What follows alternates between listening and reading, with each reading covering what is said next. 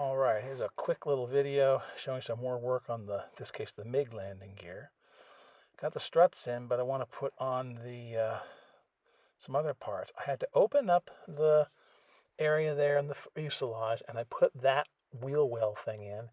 Just like the nose gear, I did it wrong. I should have done those when the thing was being built. But I figured it out, stuck them in there. I didn't show you because it was just a lot of fiddling around. I also put them in upside down. Doesn't really matter. They're just make it so there's not an open cavity in there. But now you can see on that side I put that little dampening strut, the retract mechanism, and I put the wheel cover on there.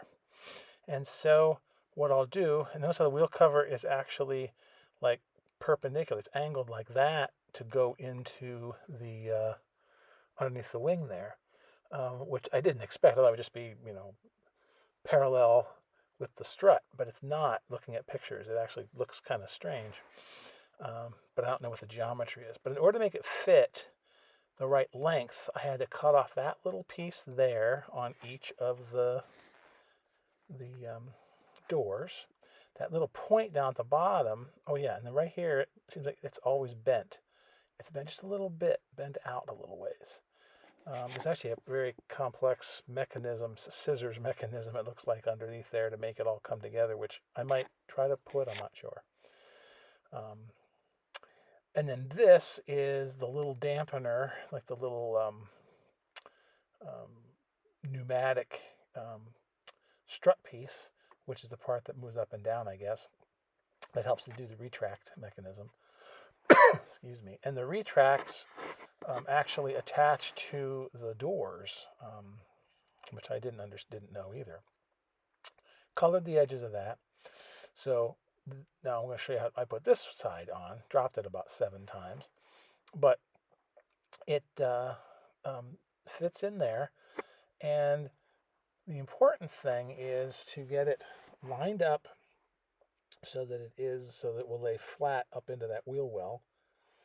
Put a little glue on there. And notice it's not parallel with the fuselage. It's actually at an angle. Excuse me. So put this in, and I'm lining it up so that it's not parallel with the fuselage, and that the bottom part of the door has a point on it. That point looks like, to me, based on pictures, lines up basically with the center of what will be the wheel. But there it's angled the right way, and then I'm making sure that point it's going to slide in like that. But that little point is actually right in line, see, with the axle. And it seems to me that that's about the way it's supposed to be, again, based on pictures. The model just has you put it in, I think, just parallel like a normal human would do. But that point has to be has to be right in line with that axle. So that's in, and you let it dry, and everything is good. Now you can't set it on its wheels or set it on the struts anymore because those pieces are just paper, so they will crack. But while I was here, I'm going to put that other dampening strut, that retract mechanism.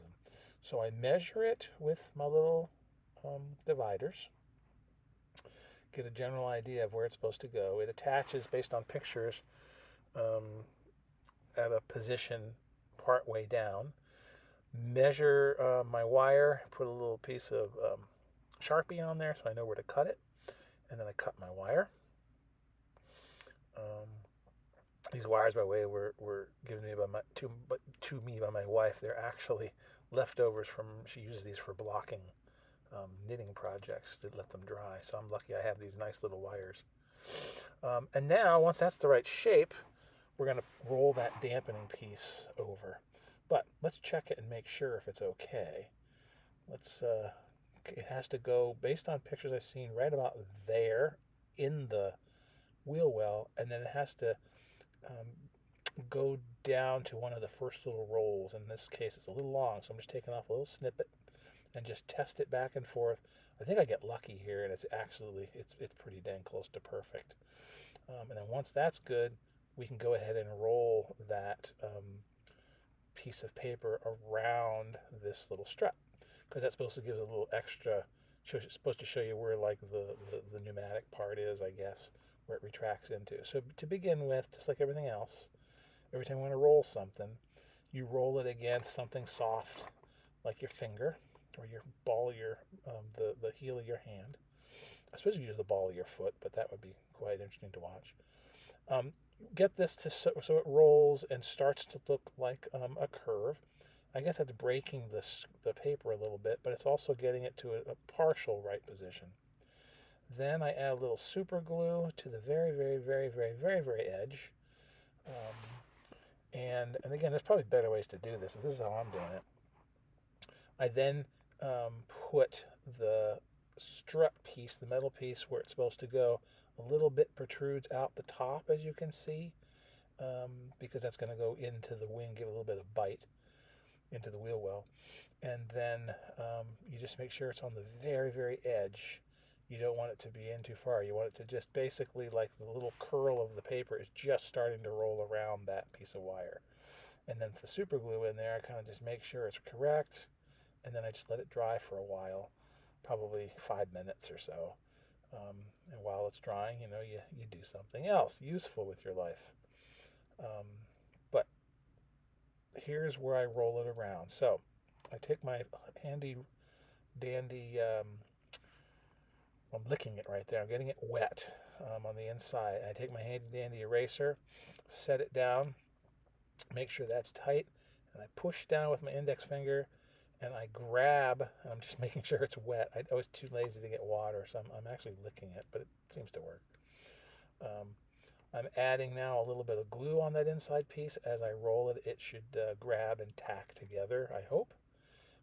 And then just to start it along, just like I did on a different video, I just am going to just barely crease just on the inside with the X-Acto blade of where that metal piece is.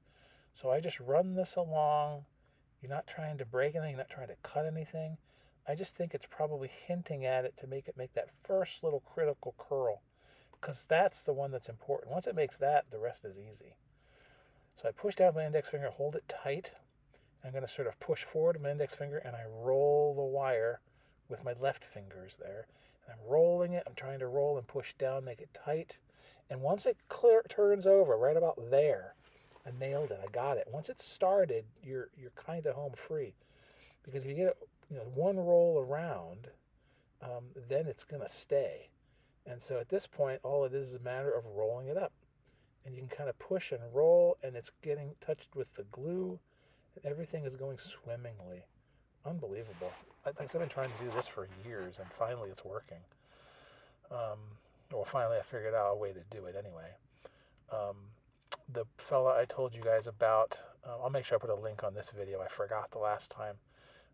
From Japan. I looked at some of his other videos today, and he actually uses ethanol instead of water. And I thought it was water because it was clear liquid, but he uses ethanol. I might try that. But anyway, that worked great.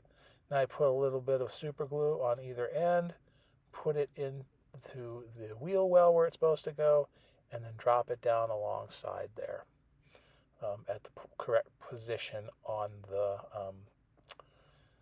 oleo strut, and it's connecting to the oleo strut, but also it actually touches the, at least it looks like on pictures of the real airplane, touches the gear door. And like I said, there's a whole scissors mechanism on that gear door I might try to replicate a little bit, because it's kind of obvious in pictures. But anyway, a little more dab of super glue just to make sure it's okay. Once these are in, by the way, the oleo struts are rock solid. They're rigid. They're really strong. So it's actually kind of nice. I put a little bit of my little zip kicker just to get it to attach and be strong immediately, so I don't have any problems. And there, the oleo struts, the basic oleo struts. I might, like I said, detail a few things if I feel like it. But they're the basic oleo struts with the gear doors in and the retract mechanism. So, it looks pretty cool. And from a head, you can't see it, but when you look at it head on, it looks even, looks good. It's awesome. I'm pretty pleased. So, off camera, I made wheels. These are out of balsa, multiple sandwiches. They're the right size, thickness based on the plans. And then I put the little hubs in there. And that one, the nose wheel is just, I drilled a hole in it and just slid it right onto the thing. It's not even on the axle. It just has to be in the right position. And there are those pieces with the flat part sanded out the back, and they're painted rubber, rubber color from Tamiya paints. And they didn't show this because it's kind of self-explanatory. I mean, there are the sizes of the nose and the main gear, and someday I'll show another time when I Dremel things, maybe with the Migport. But it's so messy, it's hard to show. Anyway, I have holes in those, and they're ready to go on the axles. I've actually cut the axles down a little bit because they were a little long. And I'm going to just attach these things with super glue. You just got to make sure which is the outside, where the axle pushes in. And you just make sure you put this guys in there and that they're even and straight. And you want that flat part I've sanded, you want that down so that when it sits on the ground, it looks a little bit flat, like it's got weight on it. And this has been the way I put a lot of these paper model landing gears with just super glue, and they seem to hold up just fantastically. Haven't had any problem with them. Again, these models are neat because they are very light compared to like a typical, plastic model. There's nothing to them, so you don't need to engineer them like they're got to hold up King Kong or something. So it's pretty nice. Anyway, so we'll turn it. I'll put the other side in just to show you the whole shebang. Again, a little bit of super glue, and I've test fit these so I know they work. So that's going to look okay. Then I put my super glue on the axle, a little extra so it kind of rolls around, a nice big blob. You don't want to drop anywhere, but this thing has so much glue and mess on it that a little bit extra glue isn't going to matter. Anyway, slide it on, and again, then you make sure that it's flat, it's parallel, it isn't crooked, and you got to sort of look at it and take a peek, look around, and make sure everything looks straight.